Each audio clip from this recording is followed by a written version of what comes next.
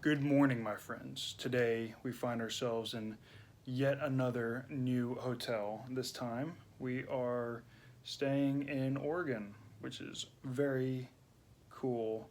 I don't really love Oregon, just is what it is. But today I was thinking about the imitation of Christ as it pertains to our pursuits in this life. So let's talk about it.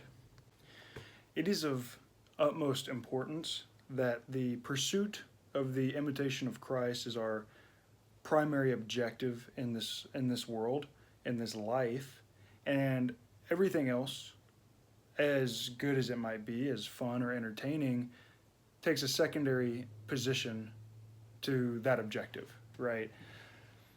And while it may not be intrinsically bad, it is not of primary importance, and it should act in a way to support our ultimate mission, which would be to imitate Christ and to better know, love, and serve Him.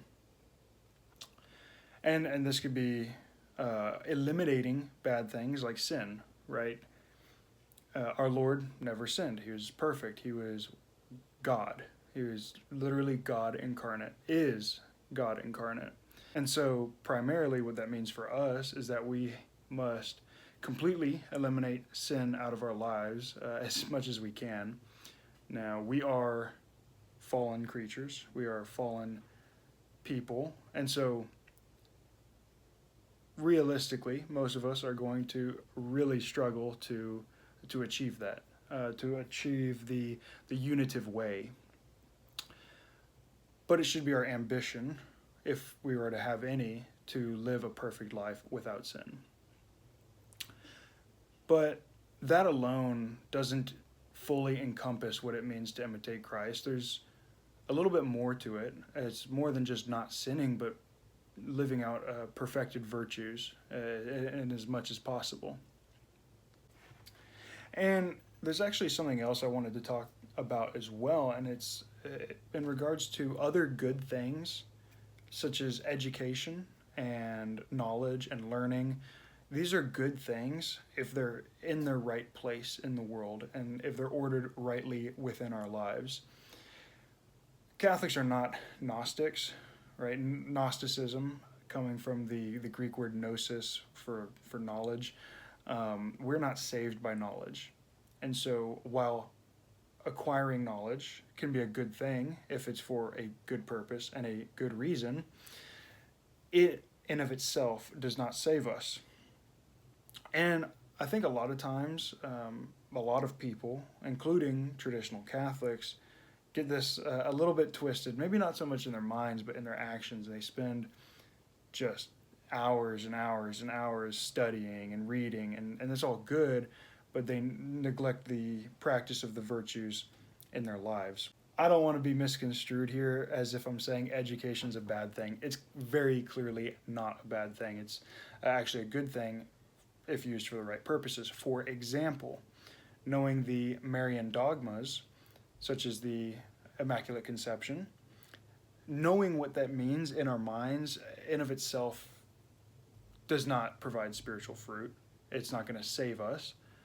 But knowing about the Immaculate Conception can help us to better understand the relationship between Mary and her divine Son, Jesus Christ, and to grow in love and appreciation for that relationship, that we may better imitate Jesus Christ in his relationship with his mother, to appreciate and understand the love he had for her, that he preserved her from the fall of original sin, is next to none. I mean, there's no other human who has been granted that grace. And so she held a very special place to him. And so if we are to imitate Christ, we must also have that same kind of love and devotion to his mother, because she becomes our mother.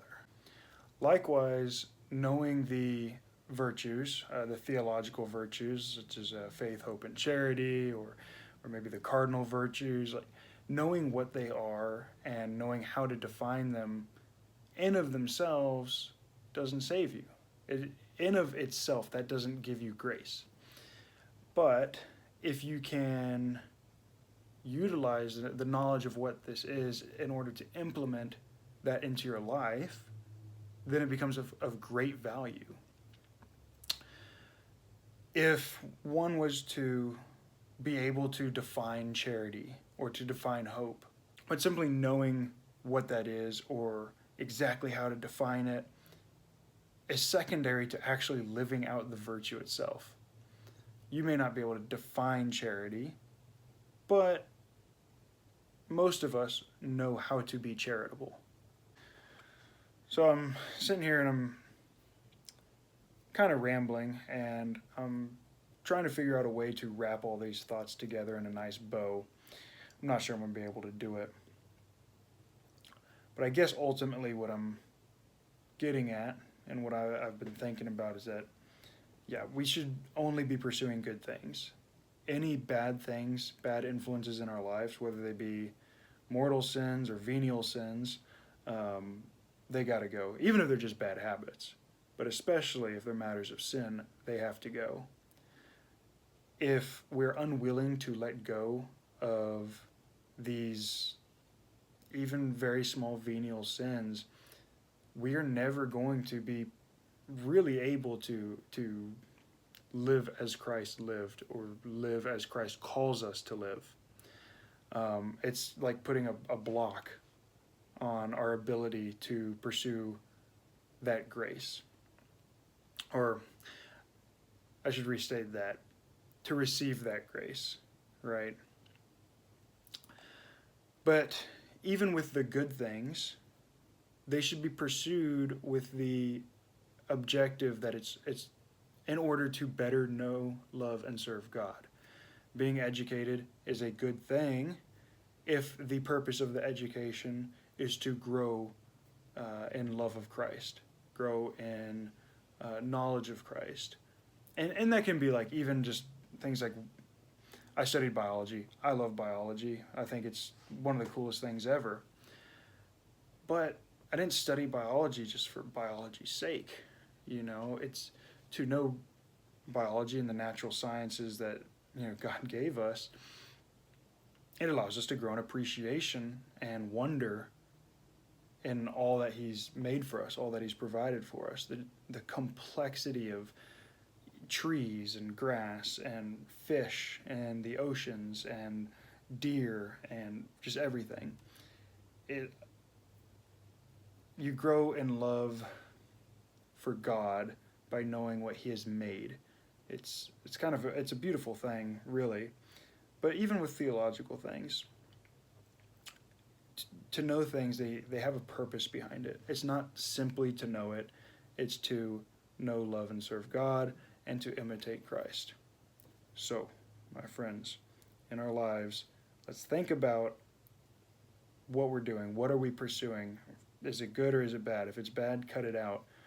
And even if it's good, let's make sure there's a higher purpose to the good.